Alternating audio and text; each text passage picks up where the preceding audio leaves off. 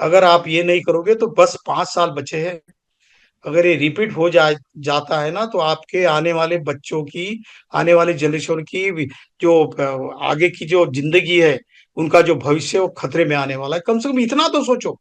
इसीलिए हमको ये सारी विचारधारा को मेंटेन करना है, इकट्ठा रहना है। और इसके लिए क्या करना है, थोड़ा सा त्याग करना पड़ेगा।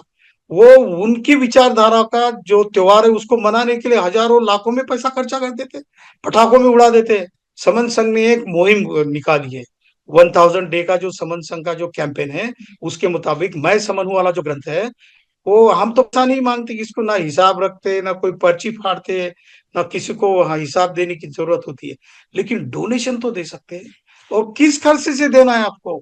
जो दिवाली में अननेसेसरी आप प्रदूषण कर रहे हो, पॉल्यूशन कर रहे हो सारे कंट्री को, उसमें से बचा हुआ पैसा, उसका ग्रंथ खरीद लो, या बोल दो प्रिंटर वाले को, या ये जो यहाँ पर प्रिंटिंग होती है आजाद सर को, और उनको बोल दो कि मैं 100, 200, 500, 1000, 2000 ग्रंथ अपने पैसे से लेना चाहता हूँ, खरीदना चाहता हूँ, और लोगों के बीच में, समनों के बीच में बांटना चाहता हूँ।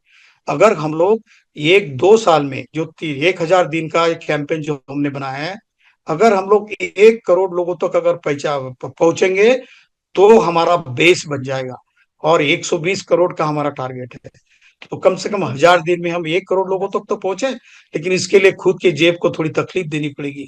जैसा हम बच्चों को या किसी चीज को या किसी जो सोकाल भगवान को हम जेब में से जितने पैसे निकालते हैं उतने डाल देते हो पेटी में, वैसा मत करो। वो पैसा समाज के उन्नति के लिए, सबनों की विचारधारा फैलाने के लिए यूज करो। अगर ऐसा करोगे तो बाबा साहब कहते हैं कि ग्लोरी टू दोज, वो धन्य है जो अपनी वक्त आने पर अपनी तन मन धन, और वक्त आने पर अपनी जान भी कुर्बान कर देते हैं। ग्लोरी टू दो, जो धन्य लोग हैं। ये बाबा साहब की पुकार है आपके लिए। तो आपको इसका स्वीकार करना पड़ेगा। कुछ ग्रंथ, 10 ग्रंथ हो अपनी अच्छी हालत में, कोई बात नहीं। 10 ग्रंथ आप 110 रुपए के तो दे सकते हो आप। किसी गांव में, एक गांव से दूसरे गांव चले जाते हो तो 110 रुपए चले जाते हैं। किसी दोस्त के साथ खाना खाने कहीं चले जाते हो, तो वहां पर भी तो 100-150 रुपए खर्चा कर देते हैं। उतने से पैसे में अगर आपकी हालत ठीक नहीं, और आपकी अच्छी हालत है, आप जॉब करते हो, अच्छा कोई बिजनेस करते हो, तो 1000 दे सकते हो, 2000 दे सकते हो। पर ये करना पड़ेगा, क्योंकि ये करने के लिए कोई दूसरा नहीं आने वाला। इसलिए सारे संबंध बहनों और भाइयों, ये ध्यान रखो कि आपको अपने जेब से कुछ खर्चा करके, ये अपना हिसाब किसी को देना नहीं है। मैं खुद ले लूंगा, या फिर मैं बोलूंगा प्रिंटर वाले को कि मेरे 100 ग्रंथ है, ये आप मुझे भेज देना पार्सल से। और जहां पर संगीति लगी है, जिसकी कोई विचारधारा है, या कोई समन क्वेश्चन पूछता है, वो उसका 1 घंटे में या 10-15 मिनट में आप जवाब नहीं दे सकते, उसके हाथ में थमा दो, मैं समन हूँ ग्रंथ। जैसे वो पढ़ेगा तो तुरंत आपको फोन करेगा।